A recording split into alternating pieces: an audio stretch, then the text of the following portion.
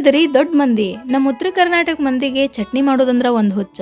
ಅದಕ್ಕೆ variety variety chutney ಮಾಡ್ತಾನೆ ಇರ್ತಾರೆ. ಮೊಸರಿನ ಜೊತೆ ತುಪ್ಪದ ಜೊತೆ ಹಂಗೆ ತಿಂತಾನೆ ಇರ್ತಾರೆ ಎಲ್ಲದರ ಜೊತೆ.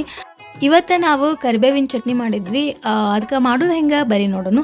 ಮೊದಲಿಗೆ ಕೊಬ್ಬರಿನ ಎಣ್ಣೆ ಒಳಗೆ ಚೆಂದಾಗಿ ಹುರ್ಕೋಬೇಕು. ಅದು ಬ್ರೌನ್ ಕಲರ್ ಆಗ್ಬೇಕ್ರಿ. ಬ್ರೌನ್ ಕಲರ್ ಆದಮೇಲೆ ಒಂದು ಸ್ವಲ್ಪ ಬೆಳ್ಳುಳ್ಳಿ ಬಿಡಿಸಿಟ್ಕೊಂಡು ಅದನ್ನು ಕೂಡ ಹುರ್ಕೋಬೇಕು.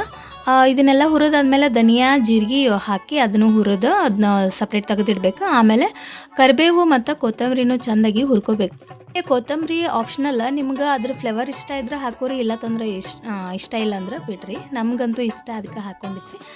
ಈಗ ಮೊದಲಿಗೆ ಹುರಿದಿಟ್ಕೊಂಡಿದ್ವಲ್ಲ ಕೊಬ್ಬರಿ, ಧನಿಯಾ ಜೀರಿಗೆ ಮತ್ತು ಕೊಬ್ಬರಿನ ಸಣ್ಣಗೆ ಮಿಕ್ಸಿ ಮಾಡ್ಕೊಂಡು ಆಮೇಲೆ ಅದಕ್ಕೆ ಹುರಿದಿಟ್ಟಿರೋ ಕರಿಬೇವು ಕೊತ್ತಂಬರಿ, ಖಾರ ಪುಡಿ, ಒಂದು ಸ್ವಲ್ಪ ಉಪ್ಪು ರುಚಿಗೆ ತಕ್ಕಷ್ಟು, ಆಮೇಲೆ ಅರಿಶಿನ ಹಾಕಿ ಮಿಕ್ಸ್ ಮಾಡಿದ್ರೆ ಮಸ್ತಾಗಿ ಕರಿಬಿ ಚಟ್ನಿ ರೆಡಿ ಆಕೈತಿ. ಇದನ್ನು ತುಪ್ಪದ ಜೊತೆ ಚಪಾತಿ ಜೊತೆನಾರ ತಿನ್ನಿರಿ, ದೋಸೆ ಜೊತೆನಾರ ತಿನ್ನಿರಿ, ಮಸ್ತ್ ಕಾಂಬಿನೇಷನ್ ಆಕೈತಿ. ಎಲ್ಲರಿಗೂ ಮಾಡಿ ನೋಡ್ರಿ.